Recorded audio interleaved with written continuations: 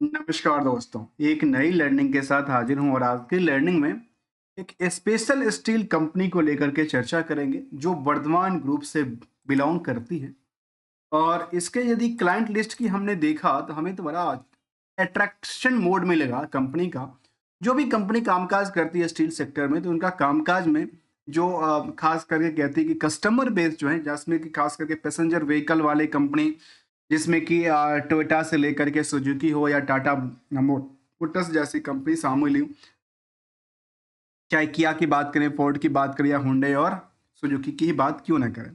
Two wheeler के अंदर भी देखा जाए तो हीरो से लेकर के बजाज और बजाज से लेकर के ओला इलेक्ट्रिक तक की अब बात उन्होंने रखी है, जिनके लिए कंपनी एक अपनी प्रोडक्टिविटी सप्लाई करती है। साथ में कॉमर्शियल व्हीकल बनाने वाली कंपनी और टायर। इसके अलावा लास्ट में देखा जाए तो कंपनी आईआरसीटीसी अर्थात जो इंडियन रेलवे है उनके लिए भी शायद कुछ नहीं कंपनी कामकाज करती नजर आ रही है। चलिए हम लोग जानने की कोशिश करेंगे एक ऐसी स्टॉक जो कहती है जो sustainable growth of the Vardhman special limited के साथ through the innovation and the manufacturing excellent को लेकर। चलिए हम लोग मार्केट की तरफ चलते हैं और यहाँ पे चार्ट ग्राफ पे एक साल की ग्राफ को हमने लिया तो समझ में आए कि अभी फिलहाल जो इसकी प्राइस है वो वही प्राइस पे आके अटकी है जो उनकी अगस्त वाली प्राइसेस, अगस्त के बॉटम पे आकर की अटकी प्राइस है जो अभी मार्केट में दिखती है। जहां पे ट्रेंड में लगातार देखने को ये मिलती है, जहां पे प्रॉफिट बुकिंग का सिलसिला चलता जा रहा है। ऑन एवरेज यदि हम पुराने रिकॉर्डों को तरफ देखा जाए तो पिछले 5 साल के चार्ट ग्राफ को हमने लिया तो ऑन एवरेज देखा जाए तो मार्केट में एक रैली क्रिएट होती नजर आती है। जहां पे हम स्टॉक प्राइस की बात करें तो कह सकते हैं कि स्टॉक की प्राइस करीब 28 रुपए से चलते चलते स्टॉक की प्राइस आज के टाइम में कहां पे पहुंची है, करीब करीब 250 से ज्यादा का आंकड़ा दर्ज करे, जबकि हायर टू हायर प्राइस में करीब 319 तक की टच कर। जबकि कंपनी की कुछ स्पेशल्स बातें को लेकर चलते हैं, जैसे कंपनी का नाम ही स्पेशल्स उन्होंने रखा है तो कंपनी क्या करती है, कहती है जो विलेट्स स्टील बार बनाती है, रोड्स एंड द ब्राइट बार। इसके अलावा various category of the special and alloy steel पे कंपनी का कारोबार है। कंपेरिजन यदि करते हैं इंटरेंसिक वैल्यू से बुक वैल्यू से तो बुक वैल्यू के मुताबिक आज 262% की उछाल है, जबकि इंटरेंसिक वैल्यू आज भी काफी बेटर है, जो कि उससे भी आखिर मार्केट चल चुका है। हायर टू हायर 345 तक गया था, लोअर साइड में 185 पे गया था। अभी लोअर साइड में इसकी ट्रेंड खुलती नजर आती है। जहां तक हमने जो कंपनी फाइंड आउट किया जिसमें प्रमोटर का कंट्रोल अच्छी खासी होना चाहिए था, तो अर्निंग पर शेयर भी कंपनी 13 रुपए से ज्यादा पर शेयर कमाई करता है और कंपनी का number of share 8 crore 16 lakh का आसपास आंकड़ा देता है, जिसकी वजह से मार्केट कैप नियरली 2000 करोड़ के आसपास आंकड़ा देता है। और इस कंपनी में जो प्रमोटर का कंट्रोल है ऑलमोस्ट 60% से ज्यादा की बात रखती है। कोई भी प्लेज का सवाल नहीं है। जहां आरओई आरओसी की आंकड़ा की बात करें तो करीब 13% से लेकर 17% तक दर्ज कर। केवल इतनी ही सब जानने के लिए नहीं, इसके अलावा कुछ स्पेशल्स नंबर को लेकर के हम चर्चा करेंगे जिसपे हम डबल हाईलाइट कर रहे हैं। और डबल हाईलाइट की मतलब ये है जो इसको समझने वाली बात है, और वो क्या है, ये ऐसा क्यों है, कैसे है, क्योंकि इसको लेकर के हम एक सिंपल एग्जांपल लेते हैं। आपने दर्ज किया जो हमने 100 रुपए की प्रॉफिट कमाई, लेकिन आपने ये भी दर्ज किया जो इस 100 रुपए के प्रॉफिट के बजाय हमारे मार्केट में जो आज के टाइम में उधार पैसा पड़ा हुआ है वो पता है कितना है, 300 रुपये का। तो सोचिए आपस में कितनी परसेंट की सेंटीमेंट क्रिएट करती है, आपस में रिस्क कितनी परसेंट की दर्ज करती है। इसमें नंबर ऑफ डे को समझना चाहिए कि नहीं समझना चाहिए। इसको लेकर के हमने इस कुछ नंबर लिया है, उस नंबर को लेकर के हम जानने की कोशिश करेंगे।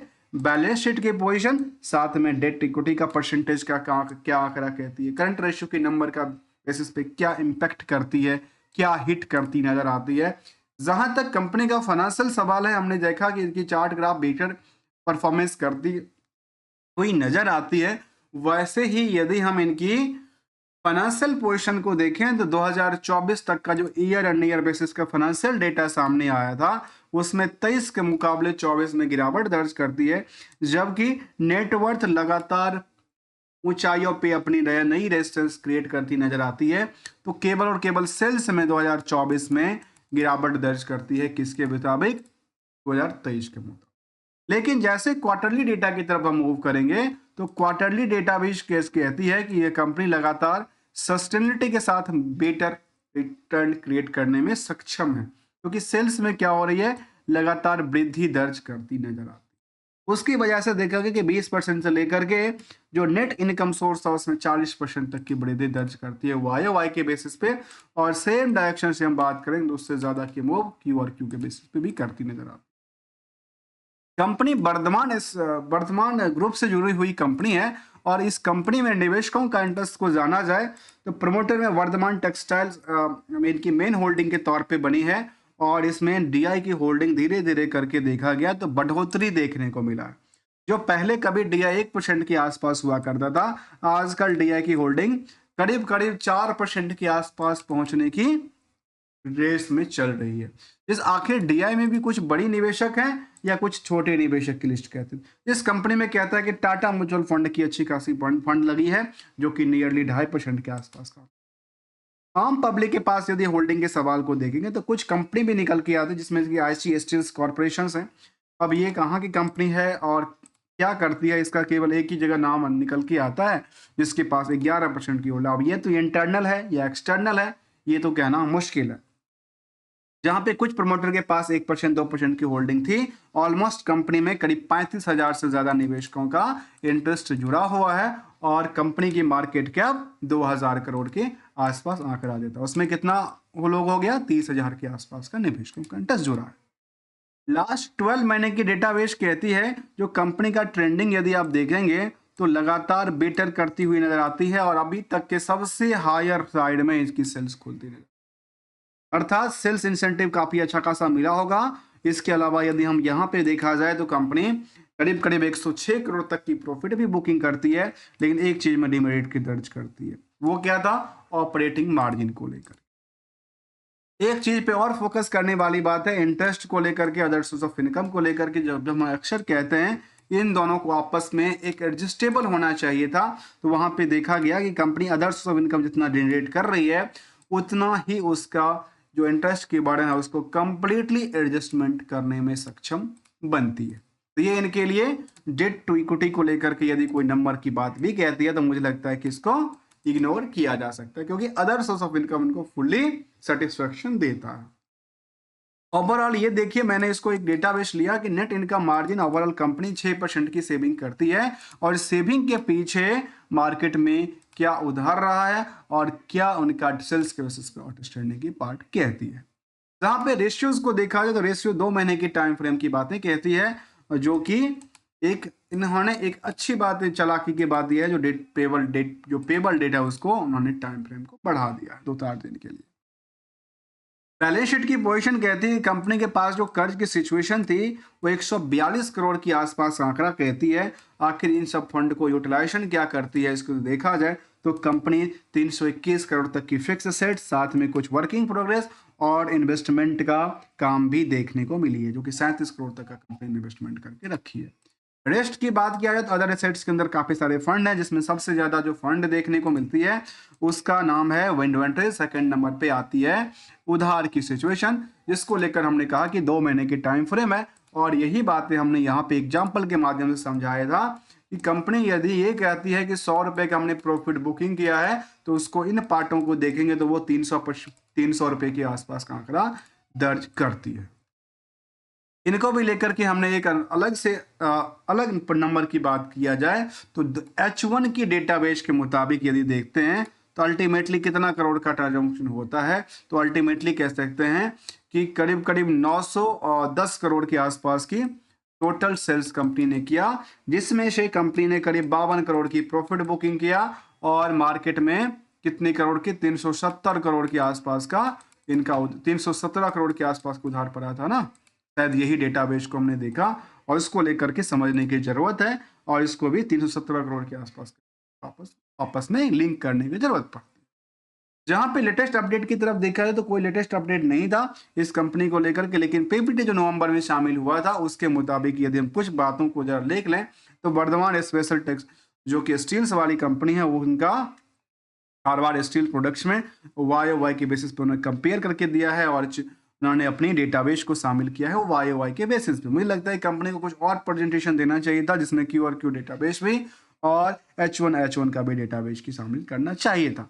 यहाँ पे 2018 से लेकर के टिल डेट तक की बात कंपनी कहती है, जहाँ पे QIP को 50 करोड़ की इन्वेस्टमेंट दे मई 23 में भी इन्होंने इशू बोनस शेयर दिया था। इनकी कुछ ट्रैक रिकॉर्ड है जहाँ पे कंपनी ने बोनस इशू दिया था और ये सब चीज़ों को लेकर के डिटेल में समझा जा सकता है। इसके अलावा कुछ कंपनी के पास जो ओवरव्यू था बिजनेस को लेकर के, जिसमें खास करके कहते हैं कि हॉट रोल्ड बार बनाती है, साथ में कहती हैं ब्राइट बार भी बनाती है कंपनी। और इनके प्रोडक्ट के अंदर क्या क्या आती है, एक्सिस गियर आती है, स्टेबलाइजर्स बार आती है, एक्सटर्नल स्पिंडल्स आती है, पिस्टन्स आती है, कनेक्टिंग रोड आती है। इसके अलावा एमसेट्स, ये सब चीज़ों को लेकर कंपनी का मैन्युफैक्चरिंग प्लांट की बात कहती है। मैन्युफैक्चरिंग फैसिलिटी की बात करें, जहाँ पे इनकी एनुअल टर्नओवर की बात करें, रोलिंग मिल में 2 लाख मीट्रिक टन की बात कहती है, टन पर एनम की बातें कहती है। फिर ब्राइट बार में इन्होंने ऐसा अपने आंकड़ा दर्ज करती नजर आती है। अलग अलग प्रोडक्टिविटीज़ को लेकर के प्रेजेंस की बात भी देखा, उन्होंने कहा कि ना क्या जो प्लांट्स हैं उस प्लांट को लेकर कहते हैं बिलासपुर से लेकर के रुद्रपुर हो या फिर पूना हो या बेंगलोर और चेन्नई की बात ही क्यों ना हो, वहाँ तक इनका, जहाँ पे कंपनी के पास लॉन्ग टर्म कस्टमर की बात में सामने रखती है कि यहाँ पे टोयोटा से लेकर के मारुति सुजुकी और फोर्ड तक की जो व्हीकल वाली कंपनियां उसका हमारे साथ काम करती हैं। और इसके अलावा इन्होंने कस्टमर बेस की बात की थी, जहाँ पे चाहे वो इटली हो, जर्मनी हो, टर्की हो या फिर वियतनाम जैसे, थाईलैंड और जापान जैसे कंपनी भी जापान जैसे कंट्री भी शामिल करती है। इसको लेकर के यदि हमने ट्रेंडिंग वेव्स देखा तो मार्केट में काफ़ी बेटर परफॉर्मेंस करती नजर आती है और स्टॉक में अप डाउन की सिचुएशन के साथ मार्केट बेटर करने की कोशिश में लगा हुआ है। कंपेरिजन विद द, चाहे रत्नामणि मेटल से कंपेयर करें और इसको कंपेयर मुझे लगता है करना चाहिए या नहीं करना चाहिए, क्योंकि इनका काम स्टील से तो है लेकिन स्टील में स्टील में ऑटो कंपोनेंट का कामकाज करती है ना, खास करके ऑटो मोबाइल सेक्टर को लेकर के। तो शायद मुझे लगता है इसको कंपेयर करने के लिए आयरन स्टील से प्रोडक्ट से नहीं करके उसको ऑटो कंपोनेंट वाली कंपनी से कंपेयर करना बेहतर हो सकता है। और इसको इसमें तो कंपेयर करने के लिए स्टील वाली प्रोडक्ट से कंपेयर किया गया है। एनालिसिस के बाद में बात माना जाए तो कंपनी को कोई भी डिमेरिट के बातें संकेत नहीं देती, जो भी है पॉजिटिव वाइब्रेशन की तरफ भागती नजर आती है। जबकि कंपनी रिसेंटली की बात किया जाए तो कंपनी ने 2024 में भी फाइनल डिविडेंड का 2 रुपए का पार्ट दिया था, जबकि 2023 में भी कंपनी ने डिविडेंड और बोनस दोनों का पार्ट दिया था। अर्थात कंपनी अपनी बिजनेस मॉडल से, फाइनेंशियल इनके बिजनेस मॉडल से काफी बेटर करती नजर आती है और comparison with the stock price में पिछले 10 सालों में तो बेटर करती नजर आई थी, लेकिन लास्ट 6 महीने से थोड़ा सा डाउन शेयर देखने को मिलता है। और अक्सर कहते हैं ना, कंपेयर करने के टाइम पे मार्केट में bull market, bear market, bull market, bear market और bear market, bull market compare करने के टाइम पे कई बार परसेंटेज का आंकड़ा ऊपर नीचे हो जाता है। लेकिन यदि कोई अप ट्रेंड के लिए हमेशा खुलता हो, अच्छी फंडामेंटली स्टॉक हो, तो जगह बनाना बड़ा मुश्किल बात नहीं है, जगह बनाया जा सकता है। और यदि अच्छी अप ट्रेंड के लिए खुलता हो तो उसको देखा जा सकता है, समझा जा सकता है। हमारी तरफ से कोई भी कंपनी को लेकर ना कोई स्पॉन्सर्ड किया जाता है, ना कोई स्टॉक स्पेसिफिक हम आपको रिकमेंडेशन की बातें कहती है। Only as learning point of view से हम लेके आते हैं, समझने की कोशिश करते हैं, जैसे हमारी खुद की समझ है उसी के मुताबिक हम आपको भी वही डेटाबेस सामने रखते हैं। इसमें कौन सी क्या पोटेंशियल रही, कौन सी क्या एक्सपेक्टेशन की बातें क्या रहती है। और गोल्डन रूल भी हमेशा याद रखना चाहिए कि मार्केट में अपने पैसे को सुरक्षित भी रखना चाहिए। यदि हमारी आपको वीडियो में अच्छा लगा हो तो वीडियो को लाइक, चैनल को सब्सक्राइब करना मत भूलिएगा। थैंक्स फॉर द ज्वाइनिंग दोस्तों।